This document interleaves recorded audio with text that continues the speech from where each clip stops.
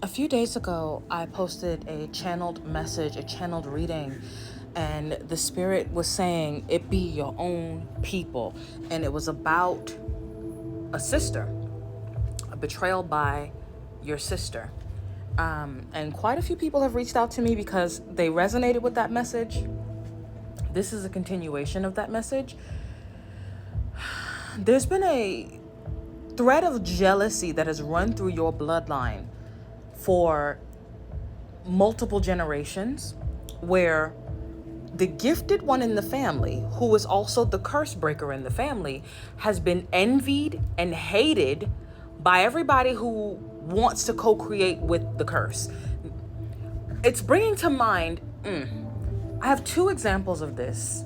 Actually, you know what? I'm just going to go with the one example. The first one that came to my mind, because it's the one the Spirit gave to me. The show Power. The show by 50 Cent, Power, where James St. Patrick was a corner boy. And his story is interesting because he ended up in that predicament because his father didn't want to pay some gangsters or something like that happened, and the gangsters came and they unalived his dad. And so because of that, it thrust James St. Patrick from an upstanding black man raising him to also be an upstanding, law-abiding, upwardly mobile member of society, to having to hustle on the corner to feed himself and to house himself and his friend who he was staying with. And so because of the cursed toxic culture in black masculinity, in the power multiverse, James St. Patrick had to join him. He couldn't beat him. He was a baby. He had to join him. And then as soon as he could, his goal was to get free of the lifestyle and to legitimize himself. But his family wanted to continue the curse. See, his father being unalived by those gangsters changed the trajectory of his life, right? He would have gone on to be, I think his father owned a nightclub or something like that. Don't get me the line. I don't remember the whole story. All right. But his father he was a business owning black man, an educated business owning, tax paying, upwardly mobile citizen who looked out for the black community and was a pillar in the black community. And as is typical, the toxic element in our particular racial cohort hates that shit. It hates it. There is nobody who hates black excellence more than black people. And this is an unfortunate truth. And as a black woman, I am saying this and I do not apologize for it. So, okay. The curse got established by the destruction of a true patriarch, a true black patriarch, for some hoods. The hoods were not happy that the black patriarch would not bow down in fear to them, so they took him out. And that changed the trajectory of this young boy's life. And his desire was always to get back to what his father and his bloodline intended for him to be. He had to do what he had to do along the way, though, and he became damn good at it. When he decided to break the curse, the family took him as a hypocrite, and his own son unalived him to continue to live in the cursed lifestyle. His son, who grew up in private schools in a penthouse and never knew nothing about the streets, felt them streets calling to him because that had been a curse attached to their bloodline now. And just because James St. Patrick went on to own a nightclub like his daddy and to get, connected with powerful people and all of this does not mean that he broke the curse off the bloodline. I am talking to those of you who want to break the curse off the bloodline. In fact, you are the one who chose to answer the call of the soul to stand in the gap as the intercessor between where your bloodline was meant to be and where they ended up because of the shit that was thrown at them. And the cannibalism of the members of the family who are married to scarcity and pridefulness in that fear-based mentality. They're proud of it. And you uppity and you think you too good. Look, I went through it.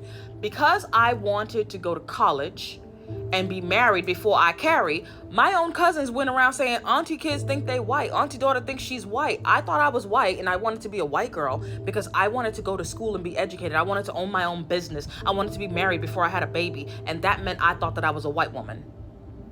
Because my cousins have been out here. I mean, they was birthing babies in the crack era, all on welfare, a bunch of welfare recipients, you know what I mean? A bunch of Section 8 housing project dwellers who were jealous of my desire for more for me.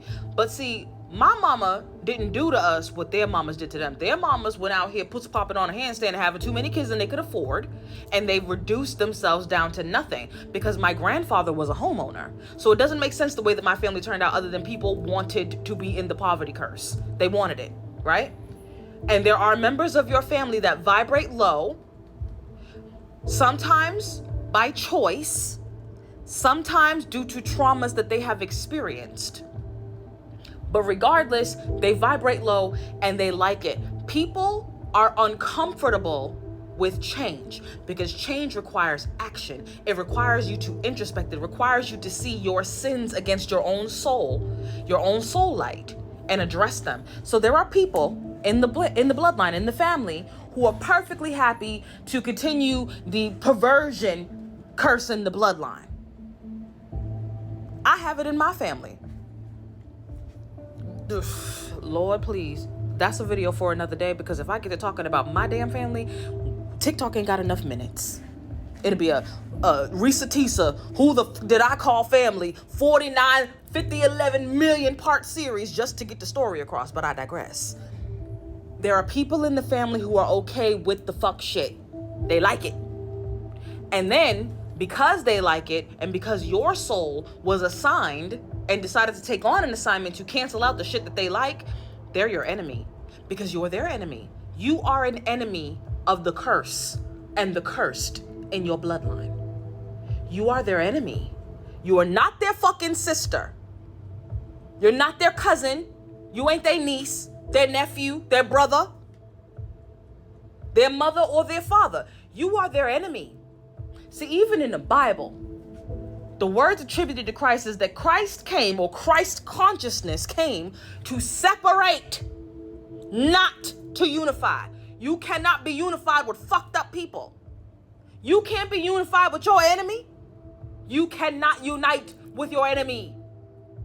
People in your family, in your bloodline, who are married to the maintenance of the bloodline curses that you chose to break, would rather see you unalived than co-create with you in the breaking of the traumas and the curses that keep your family small.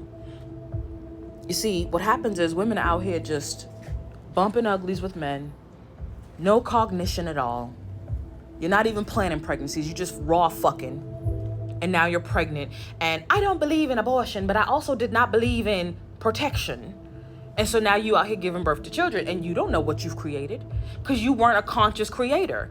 You created like a slave on the plantation, like a feral and stray cat in heat. And because of it, you gave birth to bloodline enemies and bloodline blessings in the same house, from the same womb, because your womb was broken and you did not heal. So you gave birth to the brokenness, and you gave birth to the potential for healing too. And then our mothers never want to take fucking accountability for the ways that they have failed to truly be God in spirit and in womb. And that makes life harder for the curse breaker. As a curse breaker, I understand.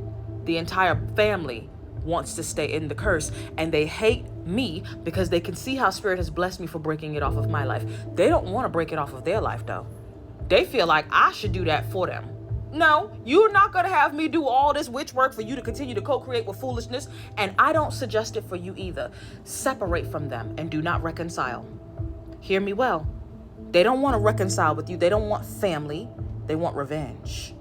I keep hearing that James Brown song. My patience is on revenge. I want revenge, huh?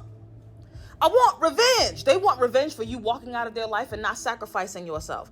Can you imagine? They want to get back at you for that. Walk away and stay away. Look at these images.